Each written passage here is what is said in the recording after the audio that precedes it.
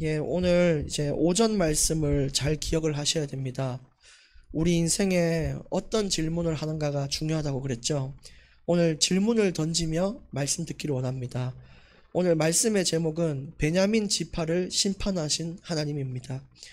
여러분, 베냐민 지파는 시대의 심각성을 전혀 알지 못했습니다. 그래서 결국 하나님 앞에 교만하고 범죄하고 하나님은 회개할 수 있는 기회를 줬는데도 회개하지 않고 결국 그 모든 날들에 대한 처절한 심판을 받게 됐습니다. 베냐민 지파는 굉장히 강한 지파예요. 40만 명의 이스라엘 군사와 싸웠는데 2만 6천 명밖에 안 되는 베냐민 지파가 두 차례의 전쟁에서 이기고 그랬단 말이에요. 그만큼 강한 지파인데 하나님은 철저하게 심판을 하셨어요. 그래서 용사, 아이, 노인, 여자까지 다 합쳤을 때 약 10만 명 정도 되는 규모의 그런 백성들이었는데 600명만 남고 싸그리 죽게 되는 심판에 처하게 된 것이죠. 결국 꺼져가는 등불 같은 그런 지파가 되셨어요.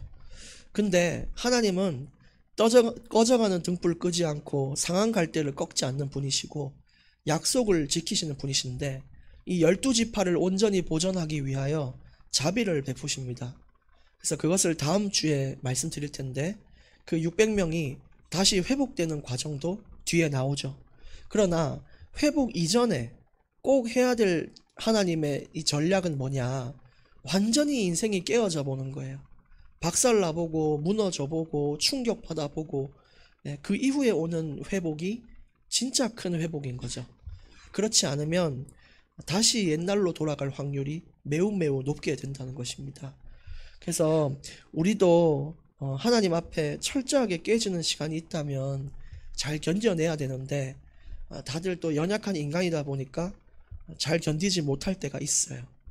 그러나 하나님의 시간표 속에 어려움의 시간표가 있다면 반드시 그 인생 중에 회복의 시간표도 있다고 우리가 믿고 그렇게 버틸 수 있는 자가 되어야 되겠습니다.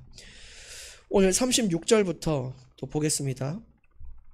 이에 베냐민 자손이 자기가 패한 것을 깨달았으니 이는 이스라엘 사람이 기브아에 매복한 군사를 믿고 잠깐 베냐민 사람 앞을 피하매. 이제 마지막 3차전의 전쟁의 때의 이야기예요. 1, 2차는 패배했고 이제 세 번째 전쟁이 이스라엘과 싸우는데 하나님이 승리시켜 주겠다고 약속한 전쟁이었어요. 그 앞에 1, 2번의 전쟁은 하나님께 이렇게 질문했어요. 하나님, 누가 먼저 싸울까요? 하나님은 싸우라고 한 적도 없고 이겨주겠다고 한 적도 없는데 인간들의 질문의 수준이 하나님이 인생에 개입할 수 없는 질문만을 던진다는 거예요. 하나님, 내가 갈까요? 멈출까요? 물어봐야 되는데 하나님, 내가 가고 있는데 어디로 갈까요? 그럼 당연히 하나님께서는 그래, 왼쪽으로 가라. 그러면 왼쪽으로 가서 또 망한단 말이에요. 하나님, 나보고 왼쪽 가라고 하면은 된다고 해놓고 왜 내 인생은 안 됩니까? 네가 왼쪽이냐 오른쪽이냐 물어봐서 하나 택해준 것이지 내가 원하는 것은 네가 가지 않는 것이다. 근데 네가 미리 가놓고 방향을 모르니까 거기에 대한 답을 줬지 왜 나에게 따지냐는 거죠. 진짜 그 이스라엘 지파가 딱 그랬어요. 이스라엘 이 백성들이 두 번째 질문을 또 이렇게 했잖아요. 하나님, 내가 패배했는데 계속 싸우면 되겠죠? 멈추면 되겠습니까? 이렇게 물어봐도 될 텐데 하나님, 왜 내가 패배했습니까? 하나님 원하는 게 뭡니까? 이렇게 질문해야 되는데 하나님, 첫 번째 졌으니까 또 다시 내가 부딪혀보면 이번에 이기겠죠? 그런 질문을 하는 거예요. 결국 또 졌잖아요. 그래서 마지막 세 번째에 이들이 마음이 바뀌어요. 그러면서 이스라엘 백성들이 울면서 회개하고 금식하며 하나님께 번제를 드리고 화목제를 드렸다. 하나님과의 관계가 회복되는 것이 중요하다는 걸 깨닫고 이제 방향을 바꾼 거예요. 내 욕심을 질문하는 게 아니라 하나님이 무엇을 원하는지를 질문하기 시작한 거죠. 그래서 하나님한테 이런 질문이 하잖아요. 하나님, 내가 싸울까요?가 1, 2번의 질문이었다면 싸울까요 말까요? 라고 질문하는 게 세 번째 질문이었어요. 멈출까요 하나님? 그때 하나님께서는 가서 쳐라. 그리고 약속하셨어요. 내가 이번에는 너희들을 이기도록 하겠다. 나를 다 내려놓고 하나님의 뜻을 구하는 질문 가운데 주님은 인생에 개입을 하셨어요. 근데 우리가 하는 질문에는 하나님이 들어올 틈이 전혀 없는 질문이에요. 하나님, 네, 저기 사업을 차리고 싶은데 어디 차릴까요? 그럼 하나님 뭐라 그래요? 저 상모 사곡동에 차려라. 쫄딱 망하고 사곡에 차리라 해서 차렸더니만 왜 안 됩니까? 네가 어디에 차리냐고 물어봤지 않냐. 나는 네 보고 사업을 하라고 한 적도 없고 사업하면 성공한다고 한 적도 없다. 그때 이제 이들이 질문이 바뀌었잖아요. 할까요 말까요? 그때 주님은 승리하도록 만들었어요. 그 이후로 베냐민 지파가 멸망한 내용이 36절이에요.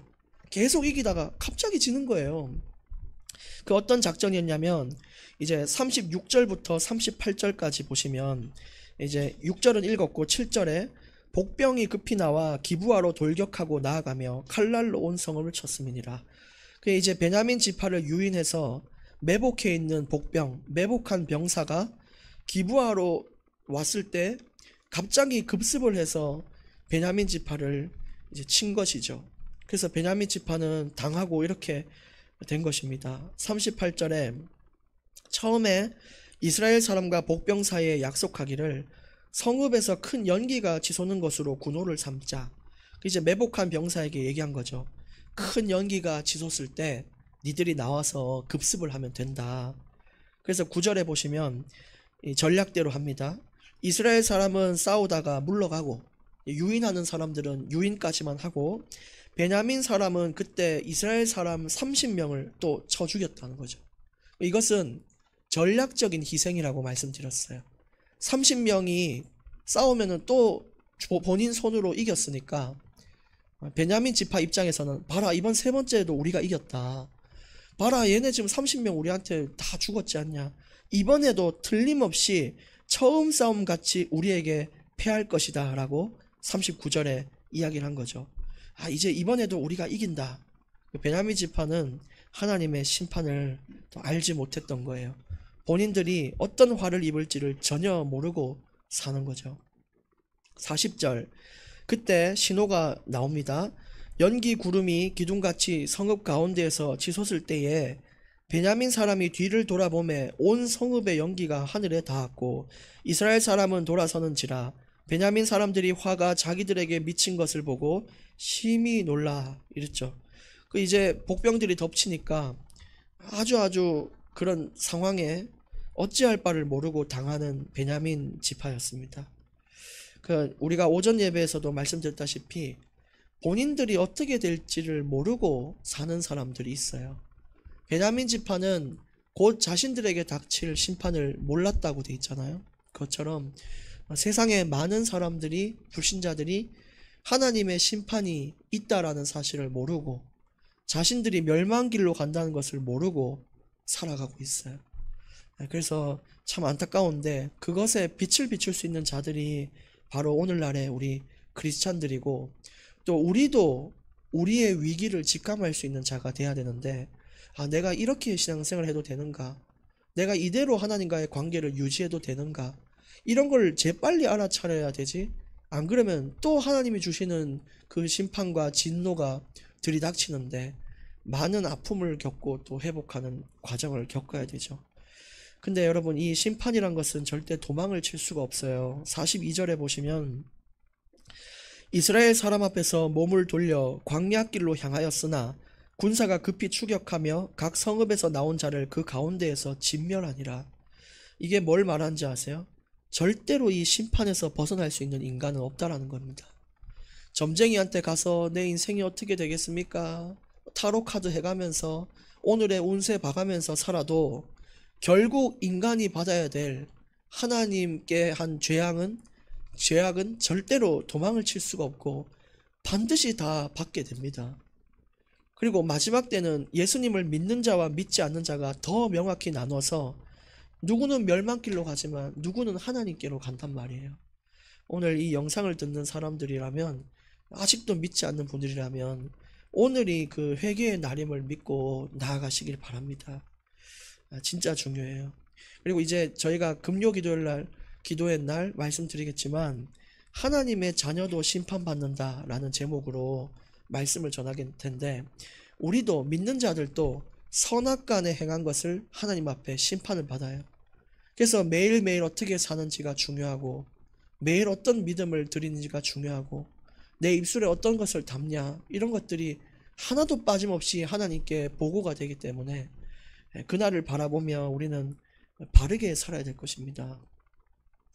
43절, 그들이 베냐민 사람을 에워싸고 기브아 앞 동쪽까지 추격하며 그 쉬는 곳에서도 짓밟음에, 베냐민은 나름대로 쉴 수 있는 곳까지도 도망을 쳤어요.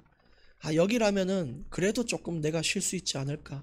근데 그곳에서도 찾아가서 쉬고 있는 것을 짓밟으며 쉼과 평안을 모두 잃은 불안한 인생, 그게 뭔지 아세요? 하나님 없는 인생이에요. 예수님 없는 인생이고, 믿는 자들은 회개하지 않는 인생이 그런 인생이에요. 그러니까 수고하고 무거운 짐을 주님께 맡겨야 되는 것이죠. 44절에 결국 베냐민 중에 엎드러진 자는 몇 명이죠? 18,000명이니 전부 용사예요.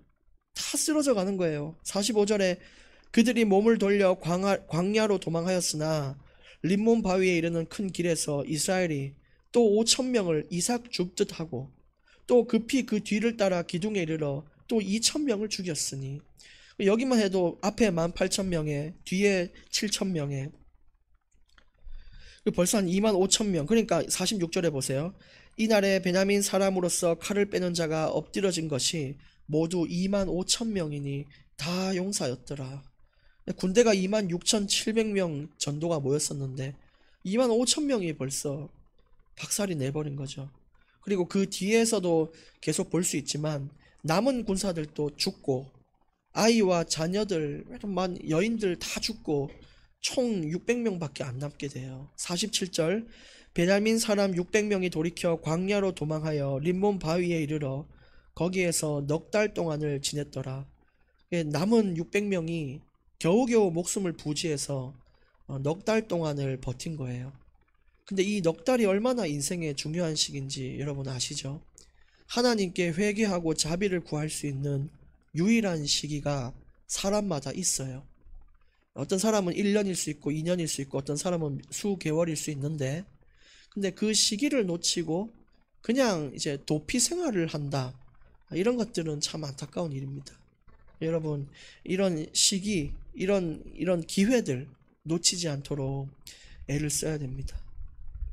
또 48절, 이스라엘 사람이 베냐민 자손에게서 돌아와서 온 성읍과 가축과 만나는 자를 다 칼날로 치고 닥치는 성읍은 모두 다 불살랐더라. 아주 끔찍한 멸망을 베냐민 지파가 당하게 됩니다. 그래서 오늘 짧게 말씀을 증거해 드렸는데, 오늘 결론이 뭘까요? 항상 이제 교역자나 어떤 리더가 결론을 설교할 때 내리잖아요. 근데 그 결론은 사실 이 내용이 정리될 수 있도록 돕는 것이지, 사실 이 마지막 결론은 누가 내리는 거냐면 이제 여러분들이 내리셔야 돼요. 오늘 말씀의 결론은 이거다라고 본인 스스로가 내릴 수 있는 시간이 필요해요. 교역자가 주는 결론은 말씀 정리고 말씀의 핵심을 말하는 것이지, 각 사람에게 부딪혀오는 핵심이 또 다를 수가 있어요. 여기서 내게 부딪혀오는 것이 여러분 인생의 핵심이 되기를 원합니다.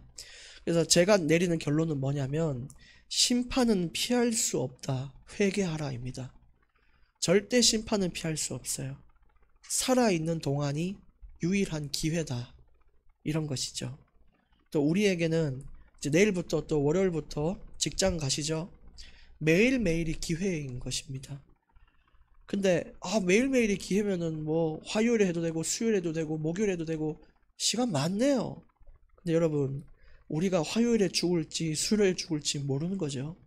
그러니까 매일매일 그냥 오늘 내게 주어진 그 날이 최선을 다해 예배드리는 날이 되기를 원하고, 그렇게 우리가 살아야 돼요.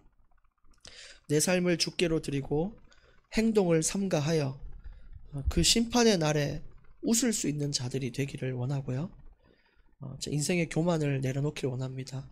또 한 주간 하나님 앞에 내 인생을 바꿀 수 있는 질문을 던져보시기를 바랍니다. 하나님은 그 중심 가운데에 내 삶에 적극적으로 개입해 주실 것입니다. 기도하겠습니다. 하나님 아버지 감사합니다. 오늘 주신 오후 말씀까지 우리가 잘 확인하였습니다. 하나님, 이 땅에 마지막에 심판이 있고 우리 믿는 자들도 하나님 앞에서 심판받는 그날이 있음을 알고 날마다 경외하는 하나님 앞에 서서 우리가 부끄럽지 않은 인생을 살게 하여 주시옵소서. 이 땅에 아직도 회개하지 못하여 방황하는 인생들이 있는데 우리를 통하여 그들에게 진리의 말씀이 전파되게 해 주시옵시고, 정말 이제는 내가 하나님 앞에 드리는 인생을 바꾸는 질문을 드리게 하셔서 날마다 나의 삶이 선한 변화가 따라오는 그런 인생이 되게 하여 주옵소서. 예수님 이름으로 기도합니다. 아멘.